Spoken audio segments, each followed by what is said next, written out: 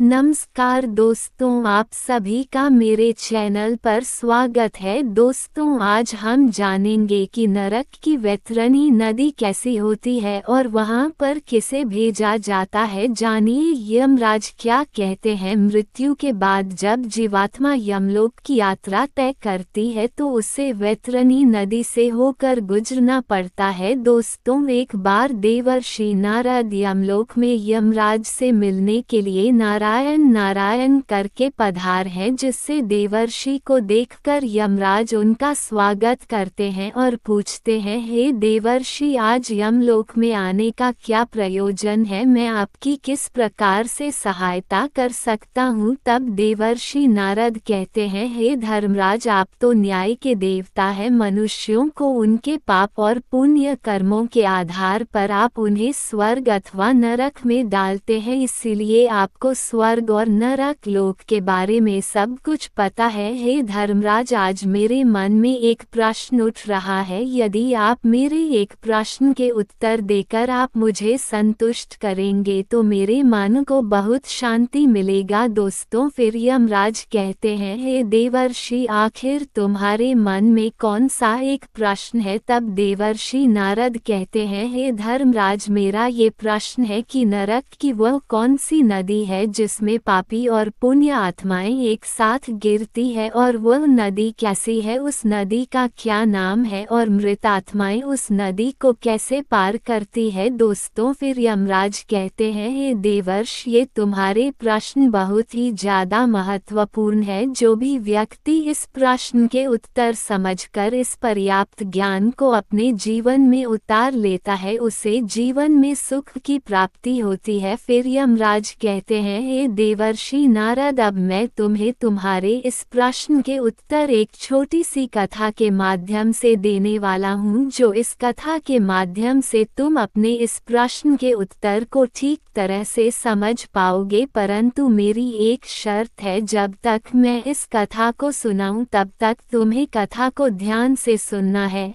दोस्तों, आशा है कि आप भी इस कहानी को पूरा सुनेंगे।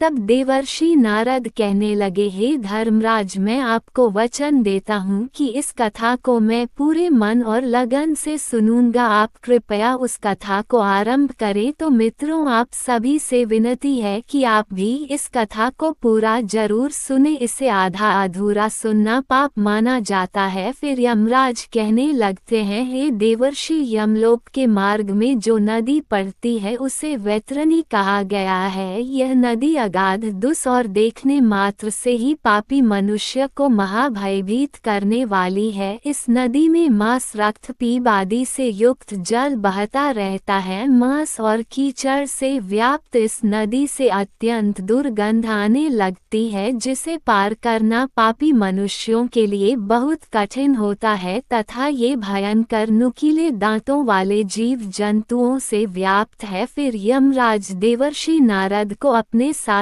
लेकर वैतरणी नदी की ओर प्रदान करते हैं और यमराज कहते हैं, देखिए देवर्षि, वैतरणी नदी में पापी आत्माएं यमदूतों के द्वारा गिराई जा रही है। पापी मनुष्य इस नदी को देखकर भयभीत हो जाते हैं और थर थर कांपने लगते हैं। जब पापी मनुष्य नदी के तट पर आकर खड़ा हो जाता है तो उसे देखकर वह वैतरणी नदी खोलने लगती है। उसका पानी उबलने लगता है, जिसे देखकर पापी उस नदी में उतरने से डरने लगता है। तब मेरे दूत उस पापी को धक्के मारकर नदी में गिरा देते हैं, जिससे उस पापी के नदी में गिरते ही नदी के पात्र में नदी का जल तुरंत खोलने लगता है, जिससे उस पापी को असहनीय वेदना होने लगती है। उसका अंग अंग जलने लगता है। वह जोर जोर से चीखने चिल्लाने लगता है, किंतु किसी को भी उन पर दया नहीं आती। दोस्तों, वैतरणी नदी का जल कीटाणुओं से तथा अनेक हिंसक एवं मांस भक्षक जलचर से वह महानदी भरी हुई है। दोस्तों, फिर यमराज कहते हैं, हे देवर्षि, पृथ्वी पर प्रलय के अंत में जैसे 12 सूर्य आकाश में एक साथ दिखाई पड़ते हैं, ठीक उसी प्रकार से नरक में भी 12 सूर्य आकाश से उस नदी को तपा रहते हैं, जिससे नदी का पानी उबलने लगता है। उस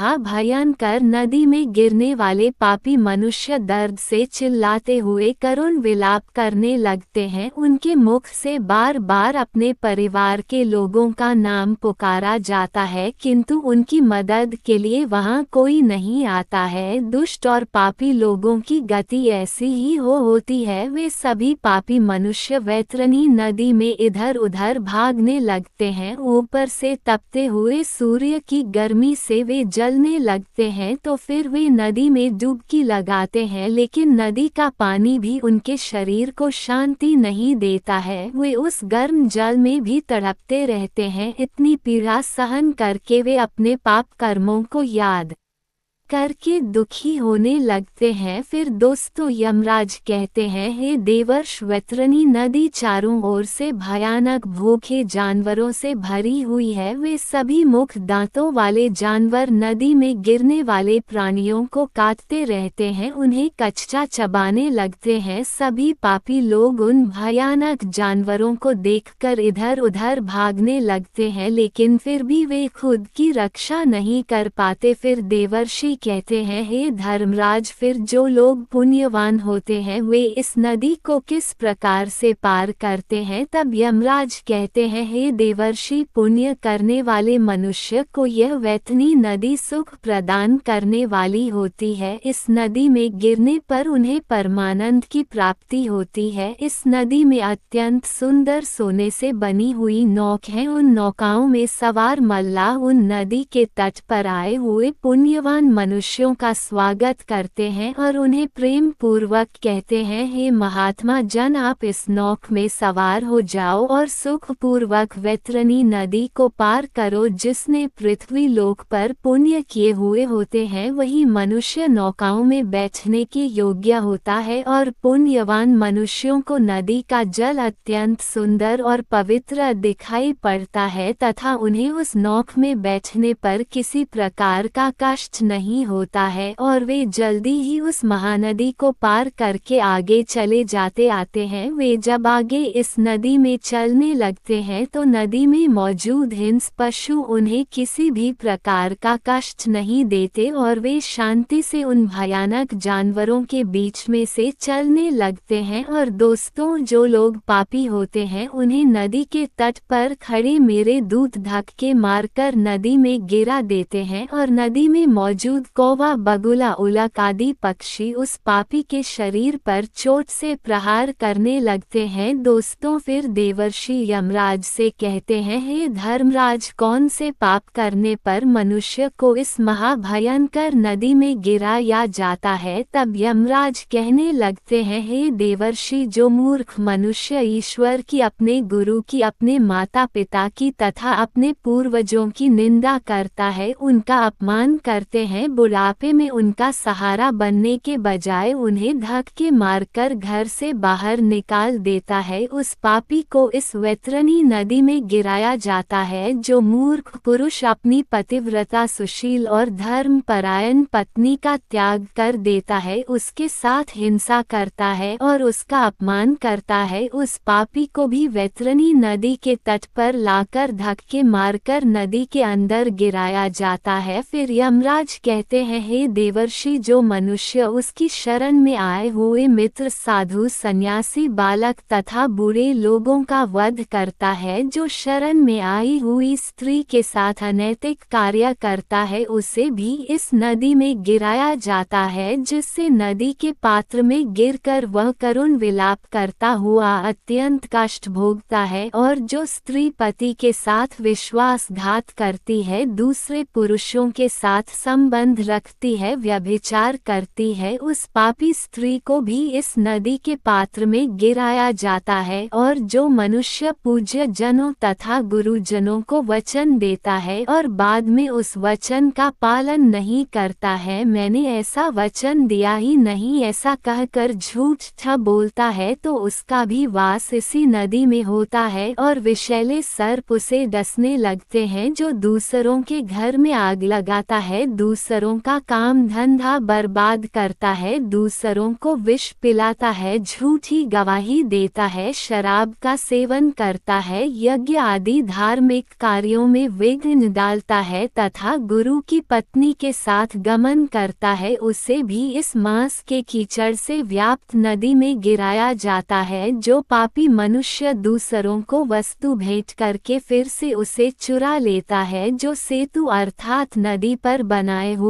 पुल को तोड़ता है, दूसरों की पत्नी के साथ भोग विलास करता है, गायों को पानी पीने के लिए बनाई हुई बावली को तोड़ता है तथा छोटी कन्याओं के साथ बलात्कार करता है, उसे भी धक्के मारकर इस नदी में गिराया जाता है और नदी में स्थित जानवर उसका मांस नोच नोच खाने लगते हैं। जो भी मनुष्य कभी दान नहीं करता है और दान देकर बाद में पश्चाताप करता है, मांस का भक्षण करता है, गायों को मारता है, वह भी इसी नदी में गिरता है। साथ ही अहंकारी, दूसरों की झूठी प्रशंसा करने वाला, गर्भपात करने वाला भी इसी नदी में गिराया जाता है। दोस्तों, फिर इतना सुनकर देवर्षि नारद आश्चर्यचकित हो जाते हैं और यमराज से कहते हैं, हे धर्मराज, इस महाभयंकर नदी का वर्णन सुनकर तो मेरे रोंगटे खड़े हो गए हैं, किंतु हे धर्मराज, मैंने सुना है कि नरक में एक और नदी भी है जो बहुत ही सुंदर और पवित्र है, कृपया आप उसका भी वर्णन करें। तब धर्मराज कहते हैं, हे देवर्षि, इस वैतरणी नदी को पार करने के लिए मनुष्य को 17 दिन का समय लगता है और वह 18वें दिन मेरे नगर में पहुंचता है, जिसे यमपुरी का जाता है। इस नगर के पास पुष्पभद्रा नाम की नदी प्रवाहित होती है। अब मैं आपको इस नदी का भी वर्णन सुनाता हूँ। फिर यमराज कहते हैं, पुष्पभद्रा नाम की जो नदी है उसका जल अत्यंत शीतल और सौम्य होता है। जब सभी आत्माएं इस नदी के तट पर आती है तो वे उस शुद्ध और पवित्र जल का पान करते हैं और आगे बढ़ते हैं और नदी के चारों ओर अत्यंत सुंदर वृक्ष और फूलों से सजे हुए पौधे होते हैं। पुण्य आत्माओं के ऊपर फूलों की वर्षा होती है और वे आनंद पूर्वक उस नदी में विहार करते हैं। वहां पर मौजूद स्वादिष्ट फलों का वे आनंद लेते हैं और उस नदी के तट पर एक अत्यंत सुंदर वट वृक्ष है जहाँ पर सभी आत्माएं विश्राम करती हैं, किंतु यम के दूध पापी आत्माओं को वहाँ पर विश्राम करने नहीं देते हैं, धक्के मारते हुए आगे चलने के लिए कहते हैं। उस प्राणी के पुत्रों के द्वारा जो भी मासिक पिंडदान किया हुआ होता है उसे वह इस स्थान पर प्राप्त होता है और वह उसे खाकर आगे बढ़ता है। दोस्तों, फिर देवर्षि कहते हैं, हे यमराज, वैतरणी नदी के ताप से बचने के लिए मनुष्य को कौन से कार्य करने चाहिए। तब यमराज कहते हैं, हे देवर्षि, मनुष्य यदि इस महापापी नदी को शीघ्रता से पार करना चाहता है तो उसे पृथ्वी लोक पर गाय का दान करना चाहिए। लाल अथवा काले रंग की शुभ लक्षणों वाली गाय का नाम वैतरणी रखना चाहिए और उस गाय का दान करना चाहिए। जो मनुष्य पृथ्वी लोक पर गाय का दान करता है वो यमलोक में गाय की पूंछ पकड़कर वैतरणी नदी को पार कर लेता है। गाय का दान करते समय ये कहना चाहिए, हे द्विज श्रेष्ठ, महाभयंकर वैतरणी नदी के बारे में जानकर मैं उसको पार करने की अभिलाषा से यह वैतरणी की गाय आपको दान में दे रहा हूँ। फिर गाय की पूंछ को हाथ में लेकर इस प्रकार से बोलना चाहिए, धनु केवं प्रत्येक यम द्वारे सस्वताय देवशी वैतरणी नमोस्तुते। इस प्रकार से मंत्र बोलकर गाय का दान करने से गौमाता प्रसन्न होती है और वह मनुष्य यमलोक में सद्गति को प्राप्त करता है। वह वैतरणी नदी को आसानी से पार कर लेता है। जो व्यक्ति इस पृथ्वी पर गाय का दान देता वह अपने समस्त अभीष्ट को सिद्ध कर लेता है। सुकर्म के प्रभाव से प्राणी को एक और पारलौकिक सुख की प्राप्ति होती है। स्वस्थ जीवन में गौ धन दान देने से 1000 गुना एवं रोगग्रस्त जीवन में 100 गुना लाभ निश्चित है। मरे हुए प्राणी के कल्याण जितना दान दिया जाता है उतना ही उसका पुण्य है। मनुष्य को अपने हाथ से ही दान देना चाहिए। मृत्यु होने के बाद कौन किसके लिए दान देगा। दान धर्म से रहित कृपण पूर्वक जीवन जीने से क्या लाभ। इस नश्वर शरीर से स्थिर कर्म करना चाहिए। आत्मा अतिथि है और वह एक ना एक दिन इस शरीर का त्याग करके चली जाएगी, इसलिए बिना लोभ किए मनुष्य को दान अवश्य करना चाहिए। तो दोस्तों, इस प्रकार से यमराज ने देवर्षि नारद को यमलोक की वैतरणी और पुष्पभद्रा नदी का वर्णन किया है। तो दोस्तों, आशा है कि आपको ये जानकारी अच्छी लगी होगी। दोस्तों, यदि आपको क्या करके वीडियो को लाइक करें और शेयर करें और ऐसे ही और जानकारी और धार्मिक कथाओं को सुनने के लिए हमारे चैनल को सब्सक्राइब करना ना भूलें। आप सभी का धन्यवाद।